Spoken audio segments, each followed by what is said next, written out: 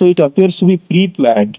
And the census is being used for that rather than delimitation coming out of census. Census has come out of delimitation. How can one justify that we increase 50% in order to, does it give greater justice to people of any particular states than before? The answer is no. What is the need for such an increase then? There should be forever nation, forever election, not one nation, one election. It should be a forever nation.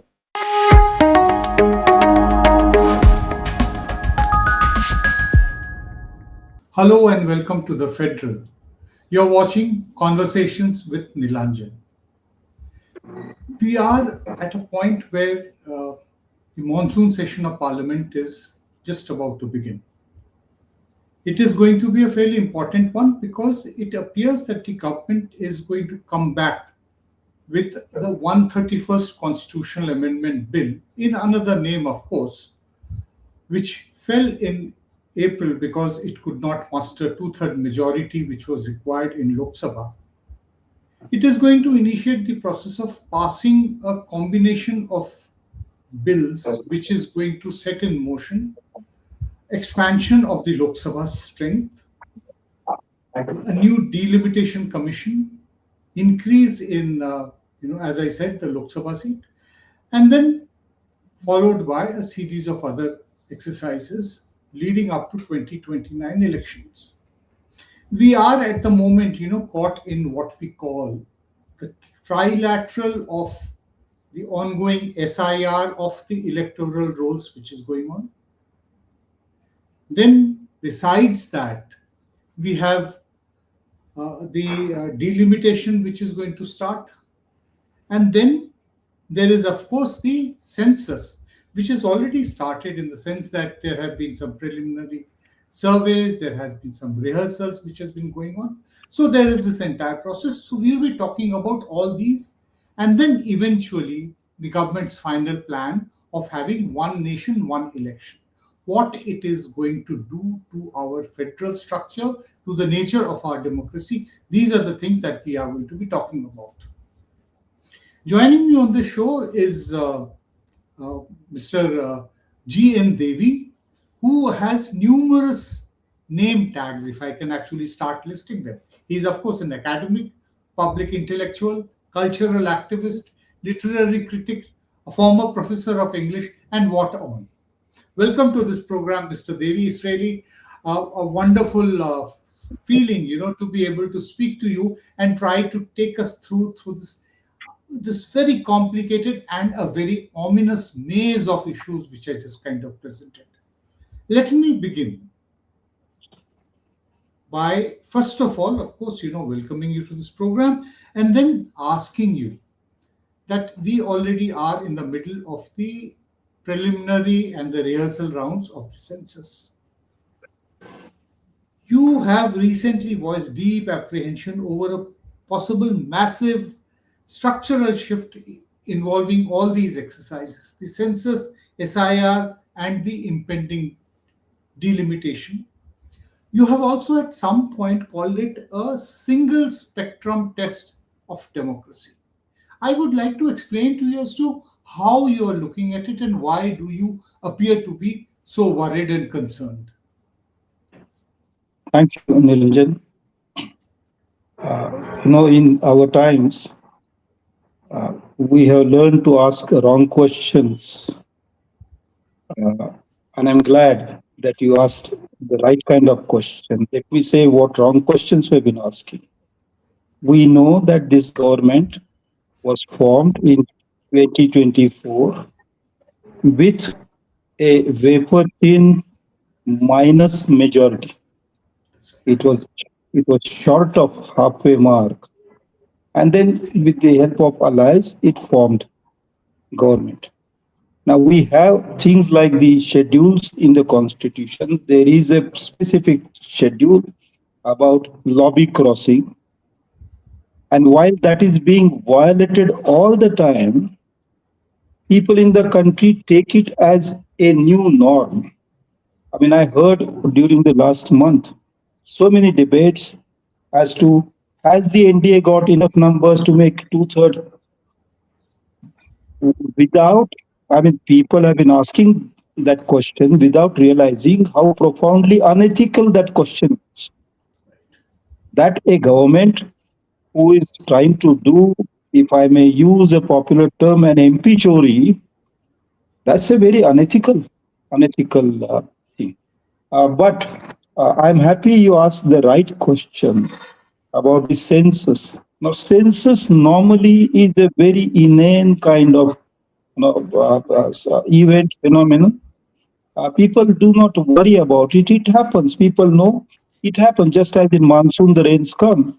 Maybe a little early, little late.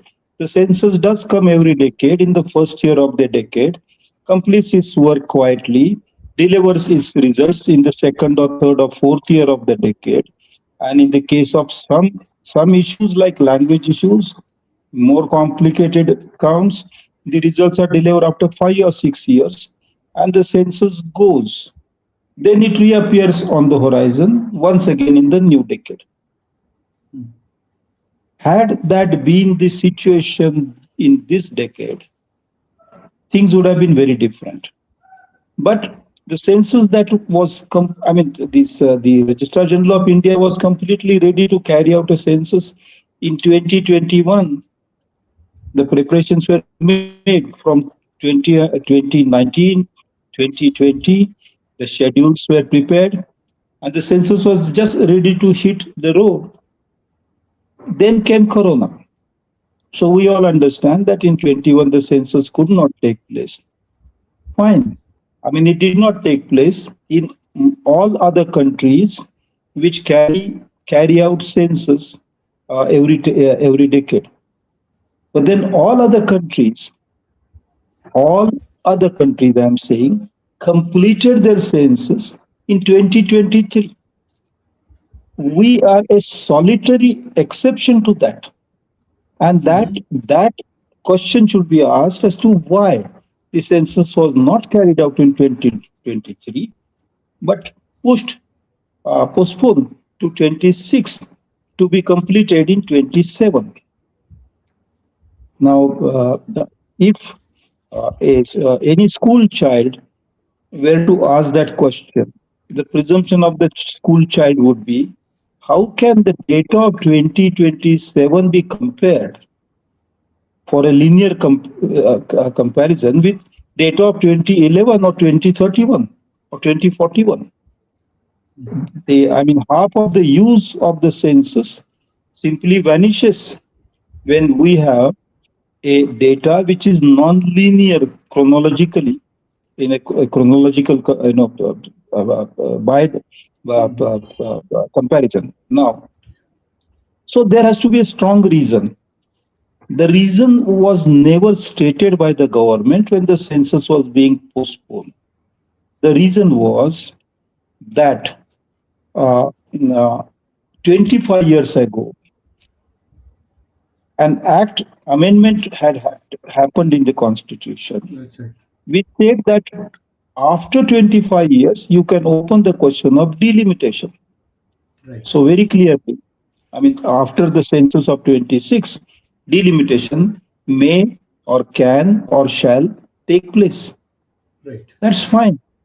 So, but in 2002, when that amendment was made, further to an earlier amendment of the 70s, which had said that do not carry out delimitation, do not process delimitation, because the population growth rate across states in India is not even.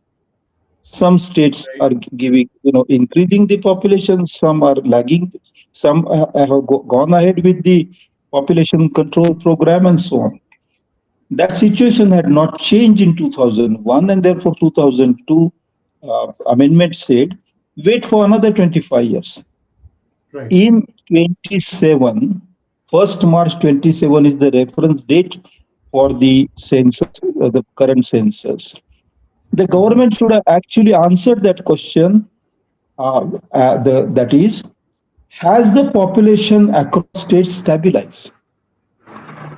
Before deciding to postpone the 23 census to 26, completing it in 27, the government should have come clean on that. Has the population stabilized across states? The answer is clearly no, because in some states the population replacement is well above 2. Fertility rates have come In down, some and other in some states, yes, it states, is, yes, that's yeah, right. 1.4, 1 point. So when the government knew that the population has not stabilized, to Right. increase the number of seats, and not just that, the government also displays I mean, signs that such a delimitation should have happened was decided fairly early, and Mhm. therefore the new Parliament House was Was built constructed. to Yes. accommodate 800 plus MPs. Members That of is, in Lok it, Sabha. yes. So it appears to be pre-planned. And the census is being used for that rather than delimitation coming out of census. Census has come out of delimitation. Now, Right. there is there is another worry. While the census was to come, an SIR was not necessary. And while the SIR and census are going on, yet another high level committee on demographic changes was completely redundant, because the census says in which state, how many people, following which religion, speaking which language. If the census data is official, reliable data set for any government, then a second committee to find out reasons for demographic changes is a completely redundant and This is the rather committee which has been frightening formed development. up. This is the Yes, committee which has been very recently formed yes, after, yes. the announcement by Mr. Modi in one of his landmark, I think, the Independence Day speech last year. The Prime Minister announced it on Independence Day That's 25. right. Yeah. The committee was constituted with one member of the committee being the Registrar General of India. The RGI is a Right. member. While the RGI is usually occupied with the census exercise, now additional burden is placed on him. And the on the other side, the demographic committee does not have any trained demographer in it. Hmm. All these things come together to tell the country that the government is using religious divide, Hindu Muslim, which the demographic committee will study, to be aligned with the census data, SIR to be aligned with the census data. And therefore, if the census data would be doctored and hugely doctored, is a kind of apprehension in the minds of people. Let me add briefly that Hmm. certain communities, such as denotified and nomadic communities, who Yes. have been struggling for their count, the census is not responding to that at all. The census has made itself opaque. It's not answering to even RTIs. It's not. It cannot be dragged to court because the Census Act of India says that the census cannot be challenged in any court. It's a quasi judicial Body. protest when the census is announced. So the census, which is otherwise a normally a rather uninteresting thing for ordinary, common people, the janta. Interesting only for social scientists who churn out papers out of census data. This time, the census has become a big question for everybody who is democratically oriented. Right. Let me ask you about a very specific question, two questions regarding census. One that you have already raised, that is the matter about denotified tribes. This is something, in during the colonial period, they were labeled as criminal tribes, and that is how they were called. Nomadic people of the country, they were not listed in or counted in the census because anybody who did not have a permanent address was not recognized as a citizen. Now, it's really very sad that even after 75 years of independence, we continue to be paying so much of emphasis not on existence but on the address of people. That is the entire process that we have faced over the last 25 years across various identity papers that everybody has been rushed to go and prepare. Whether it is Aadhaar, whether it is PAN card, whether it is any kind of identity paper. This firm permanent address has become a big marker. But my question is a bit more specific. This thing about there's been a big talk about this being the first census after 1931 where caste is being enumerated. The manner in which this process has been done under the census operation and what you have been able to figure out that how it is going on. What is your assessment? Is this the right way to be doing it? Well, the objectives of the census are stated when the census exercise begins. And those objectives are also aligned with the objectives that the United Nations norms and principles of census accept. Right. One of the objectives is to deepen or widen social security access to citizens. And therefore, the census tries to figure out if people have houses or no, do they have livelihood or no, migration levels, and so on. With respect to the denotified tribes, because they were not notified as criminal tribes, and somewhere restricted within certain areas with area limitations, because Right. they were nomadic and so on during the colonial times. They were denotified in 1952, and by then the schedules of scheduled castes and scheduled tribes, those ideas were fairly well settled, and no new schedule could be created for the denotified and nomadic tribes. They languished. I mean, they have suffered socially. Uh, uh, there is very little legal security. They're hounded out from villages and cities. All that's great misery, and they have no assets. They have no land, and they have no livelihood. Anyway, several governments uh, actually recommended. I remember there was a committee called Renke Committee, Commission, not committee, commission, which the first recommendation was carry out census, do a proper count of deities. There was an NHRC judgment in 2003 which said, first recommendation, carry out a proper enumeration. There was a Of the commission appointed by denotified tribes.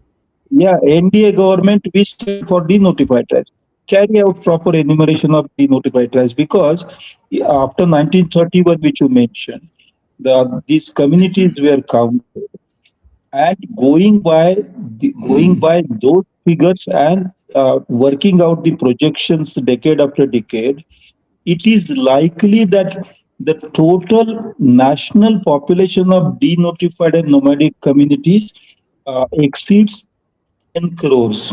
It could be well above 10 crores. Now, Okay. that's not a small section of the society.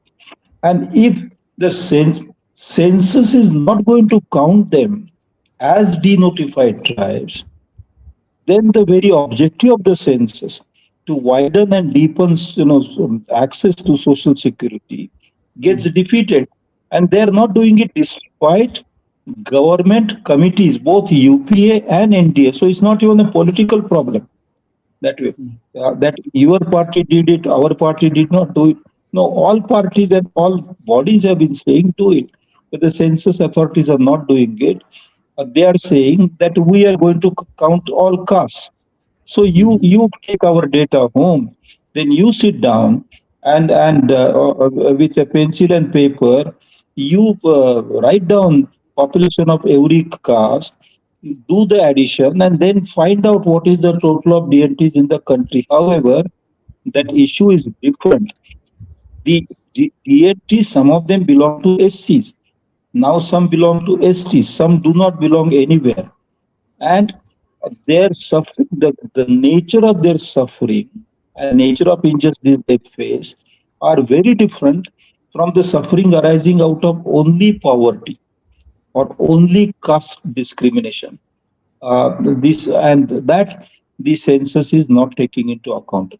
Therefore, even if after 1931 this is the first census, it could have been done in a much better way. Anthropologists have worked on this. They could have been involved fully. An open discussion could have taken place. Likewise, I can say about languages, which is my subject.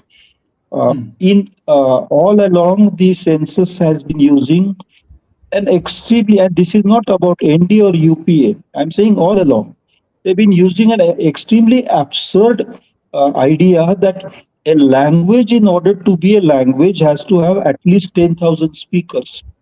Now, this is a foolish, uh, absolutely foolish thing because I will give you an example. Sanskrit is not spoken by more than 10,000 in our country today. Right. But does that mean that those a few hundred who speak Sanskrit, what they speak is not a language? I mean, it's not scientific. A And of language course, is a language nobody, when it has grammar. Yes. at So, least nobody in this government is going to say that I Sanskrit is know, not a language. not a, And we know for so, political reasons, in fact, yeah, Sanskrit would be promoted more than what is possibly promoted due to it. perhaps, perhaps Yeah, on much more artificial than. respiration. Yes. Yeah, Yeah. So it's a great language, but languages come in life and then they disappear naturally. They should be allowed to. I'm saying that there was a time after Grierson survey and subsequent studies, there was a time that when was we when. did not have. Grierson survey came in 1898 to 1926, which Okay. had shown 189 languages and 544 dialects.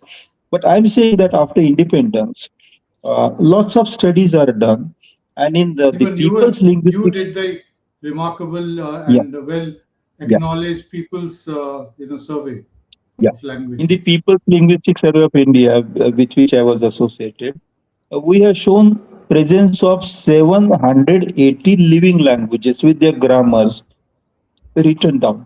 The census should take this into account. But it But doesn't. the last time they had declared only 121 as languages. All others were pushed into those 121 baskets as subsets of those languages. So actually, great diversity, cultural diversity we have, of which we should be proud. Other countries are That is dying to undermined. gain, yes. So rather than showing it, I think the census did not have enough dialogues. I mean, I expected, as someone who had headed the People's Linguistic Survey of India, to be actually asked by the census, how should we, or my colleagues, how should we go ahead with the language count? I don't think any good linguist in the country has been asked about it. Same way about the caste. Same way about the caste. Uh, Whether they will mess up the entire caste enumeration is a big fear because there has been a people of India series. There have been other counts of caste, but the census does not show signs of having followed scientific literature. And all of this gives me a sense, a fear, apprehension that the census is being carried out only, just only to support the delimitation and to fatten the demographic changes committee, and not really the Indian society, to not really to study and enumerate Indian society as a whole. That is the worry about the census this time. When it comes to listing caste, when the census operation, when the personnel involved with the operation go to a person and the caste is asked, that what do you think is going to eventually happen? Will people actually just state out their caste and then it will be written mechanically by the enumerators, or do you think that there will be a very specific drop down that you select out of these castes, how which one which is your caste? How your is it your likely to question. happen, and what do you think it is better? No, your question in normal times would have been a good question for discussion. But in these times, it creates fear in my, a lot of fear in my mind, because there are United Nations specifications on technology to be used during a census. Right. And the United Nations specifications are agreed upon by the member states of the United Nations, India included. Those specifications are laid down so that there is parity between census of one country and census of another country. Now, Hmm. one of those specifications relates to technology use. Hmm. The UN agencies in India, invited by Indian government, have in the past collaborated closely with the census authorities, the Registrar General's office, on discussing and even determining what kind of technology should be used. This time, as far as I know, the United Nations have been entirely kept out of the census discussions, and that's a very unusual state. Now, this technology question relates to the caste census. Do all people in India have access to the same technology that the census is going to use for enumeration? Certainly Will not. I those don't think so. 35 lakh, the 30 odd lakh enumerators get exactly identical training? Because in the census, the questions are not very many, but the training matters. Really fundamentally, the most important thing is the training. And the training manual is normally prepared jointly by the census office and the UN office. This time, the census office has been giving instructions to enumerators on WhatsApp, Hmm. and that's rather That's the end of the surprising. matter. Rather surprising. I mean, it's exactly like SIR and the Election Commission. Census is behaving, the RGI is behaving, treating the census exactly the way ECI is treating the SIR. Instructions going on WhatsApp. Now, So, will everybody in every village, every basti, every tanda, no, every camp, every labor camp, every nomadic group actually be able to register, fill in the precise cast? The answer is no. Uh, there is one linguistic difficulty because the spellings of those castes in English, in correspondence with the pronunciations of those words, is a very confusing thing in India.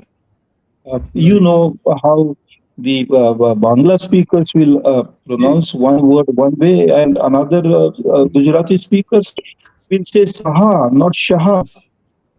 When Yes. we utter the name of our home honorable home minister, we say Amit Shah. But in Gujarat, they say Saha, sir, not Shah.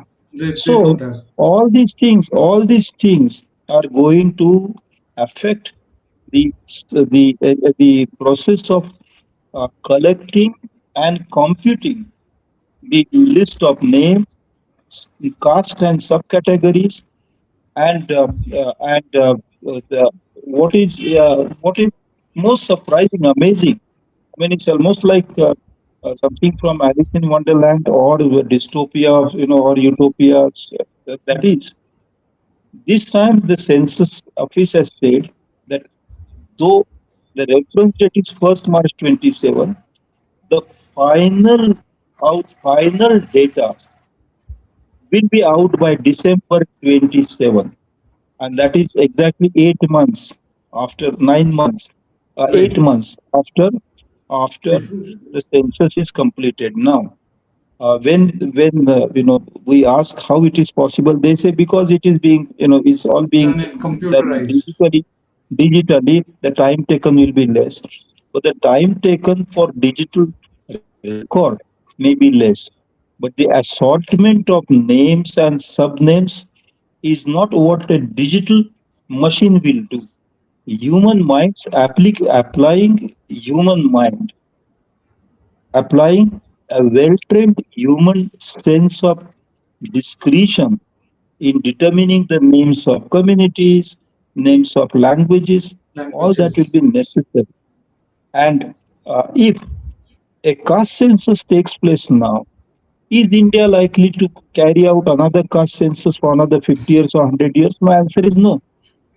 This will almost become the definitive caste census for India for decades and centuries to come. And it is going to be not a very perfect one. That is what you are And arguing. yes, and on the basis of that, we will be making judgments about who we are, how we are constituted, how we are composed, what the level of Okay. the different orders of justice and injustice.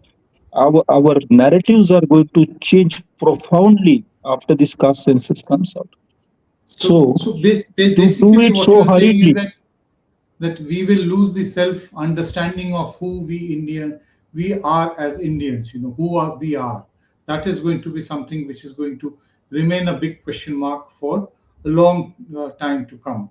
That is the we will miss on a great opportunity to enhance our understanding. We'll miss a great opportunity if we had used it in a calibrated way, in a careful way, rather than rushing for delimitation, for grabbing, for winning elections. let's If this had been done in the service of the nation, it could have been better. let's let's move on to the delimitation issue. In 2001, you correctly pointed out at that time, when it was decided by Parliament, law was passed that we are going to defer delimitation for another 25 years and take it up only after the first census of after 2025. That is what was based. So in all, at that time, it appeared that we would be doing it on the basis of the 2021 census. And as you have rightly said, that we had the opportunity to do it in 2023, but it was not done by the government because it had to link it with the overall politics which was being planned. But as you said, that when in 2020 the foundation stone of the new parliament building was laid sometime in the month of December 2020, few months after the foundation of the Ram temple was laid, again by the prime minister, even though the fact that the prime minister's office does not officially have a role in the institution of parliament. I had written this in and pointed this out in an article written at that time. The idea that Lok Sabha is going to expand exponentially has been there for a long time, and the general fear was that the states which have not done well in restricting their population are going to have more parliamentary seats. That was the general fear. And likewise, from the south, the southern states, which did very well in terms of reducing the fertility rate, would be penalized. They would be losing out on that. But now it appears that the government, because of its wanting to get it passed, it is going to have a uniform 50% increase of all states. So Kerala will become 30, Tamil Nadu likewise will become 39 plus another 50% of that. Bengal will be 42 plus 21. That way it is going to increase. And Uttar Pradesh, the humongous territory, will become 80 plus 40 is 120 members of parliament in Lok Sabha. That is going to be straight. So the argument which a large number of parties which were previously voted against the bill in April are saying that if it is 50% increase uniformly, then we might consider voting in favor of the parliament government's bill. Now, if that is true, what do you think is the reason that we do not consider it to be, you do not consider it to be appropriate? That Well, why, well, yeah. why should you oppose, if actually 50% is being done across the states and southern states are not being penalized in absolute terms? Well, actually, the question of delimitation Yes, has to be seen in a proper historical context in order to that's right. answer that question. Yes, And the historical context is for every democracy, there's an inbuilt process of increasing the number of representatives in tune with the increasing population, so that this idea of one person, one vote, Yes. one value is preserved. But while doing that, I must say, hats off to the makers of our constitution that thought very deeply of these issues. Uh, we They said, as far as practicable, as far as, so there is a caveat there in the act itself. There is a caveat. That is, this rule cannot be applied mechanically.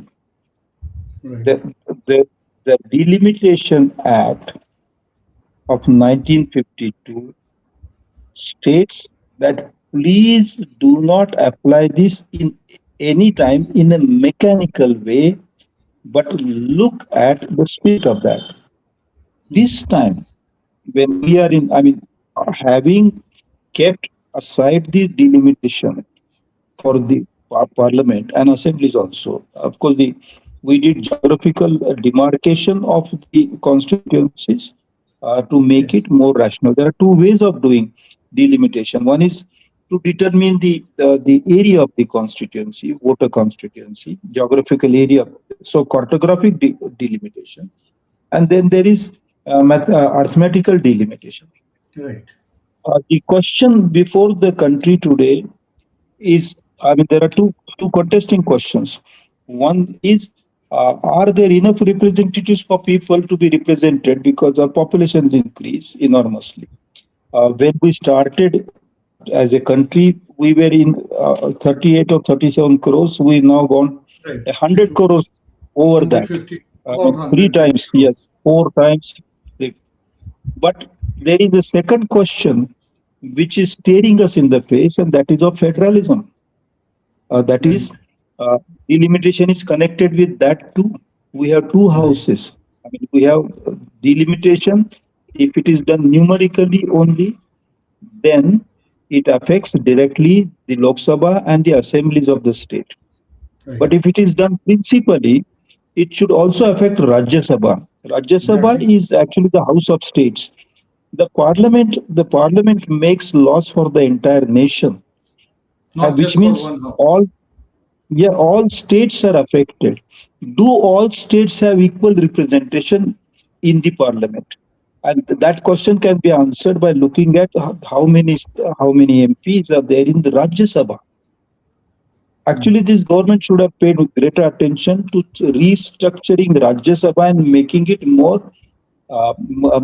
federal friendly, rather than looking at where there is higher population and where they can get more seats. Now, I will come to that question. If it is 50% flat rate at which the seats are increased in every state, what is the fundamental or basic principle behind it? Is it appeasement of every state? Is it to keep the people's mood? Is there any legislative or constitutional principle being applied there? What how can one justify that we increase 50% uh, in order to does it give greater justice to people of any particular states than before? The answer is no. What is the need for such an increase then? Uh, is it that, say, if today Karnataka has 28 MPs, and if they are increased to 42 Two. by increasing 50%, will 42 persons represent Karnataka better than 28 do today? 42 in an assembly of 850 or so? And the answer is no. It is this whole idea of a gross increase is like a set giving, Diwali bonus to employees. That's yeah, give 10%. That's not how the delimitation is to be done. Delimitation is to be done with, why is then a delimitation commission necessary at all? Yeah, are they only a bunch of cartography graduates who will draw the constituencies? Delimitation Maybe, Commission actually maybe has to negotiate. if I can intervene, maybe even not that. Maybe the delimitation might consist only of those people whose job is to sign on maps which have already been prepared. Maps of constituencies, how new constituencies are to be drawn up, and just to sign on it because it has already been prepared by some backroom team. Yeah, I It is wish I quite could disagree with you, but unfortunately, it's impossible to disagree with you. yes, That's where we arrived. So, a government, a government has many roles to play. A government is a political, organization when it comes to elections and all that. When it's thinking about the entire nation and people's representation, right, delimitation is an action on behalf of the people. The power has to be returned to the people to decide on how many MPs, how many, and there if the government is thinking only myopically, just to ensure that in the next elections we return to power, that is actually rendering dysfunctional very valuable provisions of the constitution. What the previous NDA government did not do, did not dare do, and what an earlier Congress government did not dare do. This, I mean, isn't there an English saying that where angels dare not walk? right. Let's now, we have seen delimitation in, Nilanjan, so the yeah, question is not about mathematics, arithmetic, 50% or 40% or 30%. The question is constitutional, and constitutionally, it's a flawed and argument. principles, and Yeah, there is no principle on the basis yeah, for including what you said, flat 50%, and you actually mentioned the Diwali bonus, which is actually that is the way that everybody gets the same kind of 50% extra. So definitely, it's a flawed argument. We have seen in recent years delimitation in Assam.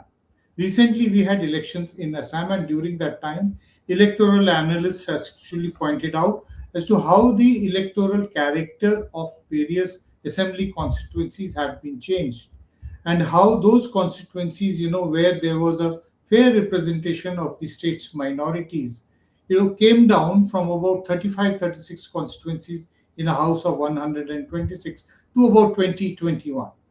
Now, their fear is that this would be replicated by the delimitation and will immediately be followed by, over a period of 2 to 3 years, the one nation, one election principle, which the government has also been pushing. A committee was formed, its report has come, and now there is now move towards passing legislations which are required for that. Now, looking at all these in entirety, where do you think, or rather, let me put it this way, that would the process of elections have any meaning? Or is it that we go into an election already knowing that what will be the result? yeah. I mean, this slogan of one nation, one election is a very strange kind of very awkward formulation. And I'll tell you, Right. there was I mean, Vadnagar-based uh, right-wing political thinker, Vasant Parekh, who had given in the 60s the slogan, one note, one vote. I mean, this is the same town from where Mr. Narendra Modi comes. And Vasant Parekh Yes. was a influence, yes, he was a mentor of Mr. Modi. And in Mr. Modi's consciousness, this one note, one vote has been there. So one nation, one election. And one nation is fine. I mean, I'm very proud that we belong to this. It is our nation. The nation belongs to us. We belong to the nation. There is no separation between my consciousness and the nation. But has not the Constitution said India is a union of states, That's and right. those states have people who are empowered to choose their governments, and those governments are expected to stay there and serve the people, run the government for 5 years. So if suddenly from tomorrow we say We have one nation, and therefore everywhere, as soon as Lok Sabha elections take place, your assembly elections also will be simultaneously happening. Hell.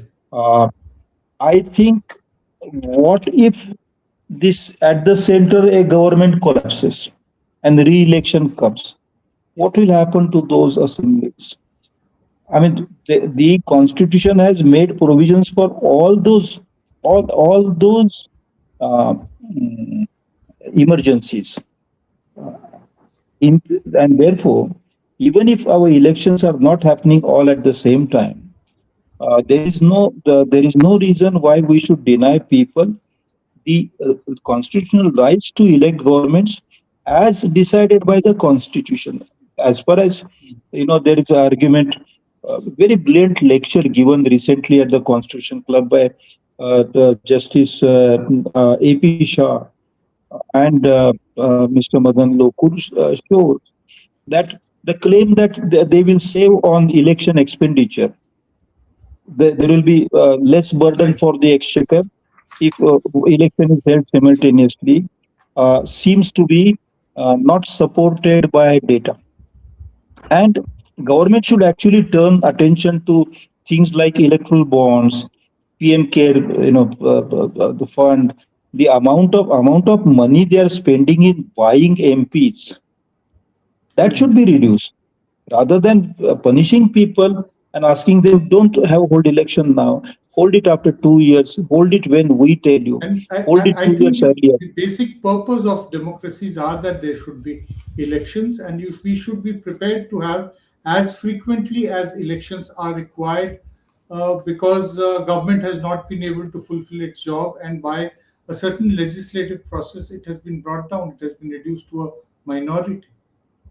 I fully agree with you. I'm of the opinion that so many people have been asking for right to call back the representative. Right. There is another method called liquid democracy, which is adopted in some parts of US, such as Colorado and some North European countries, which allows citizens after electing your representative, allows citizens to use certain vote tokens to use them every month or every 3 months or every 6 months.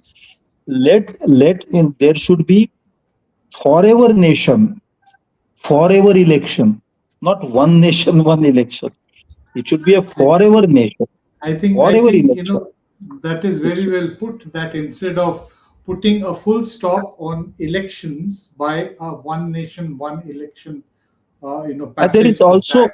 yeah, there is another at the moment not clearly seen side to this slogan of one nation, and that is Savarkar's definition of what is nation. And in that definition, only Hindus Yes, it is constitute a the very nation. All unitary. others are It's a very unitary. Savarkar's notion of unitaries. nation is Yeah, very it should. unitary, and that is the kind of state which the BJP appears to be Yeah, it should pushing be towards, diverse a nation, unitary state. diverse elections, forever elections. I think that's very well explained, Mr. Devi, and thank you very much. Forever nation and forever elections. Unfortunately, we are not in those times, and the period between now and 2029, when the next Lok Sabha election is due, and maybe for another 2 or 3 years after that, if the one nation, one election formula of the government gets passed in parliament, that is going to happen. It is going to be a very crucial period when there will be very fundamental changes in the nature of our democracy. And during this period, we will have to keep on coming back to people like you and other public intellectuals to shed light at least on this period of transition that we are undergoing. Thank you very much, Mr. Devi, for coming and joining me Thank, on this really wonderful yeah, conversation.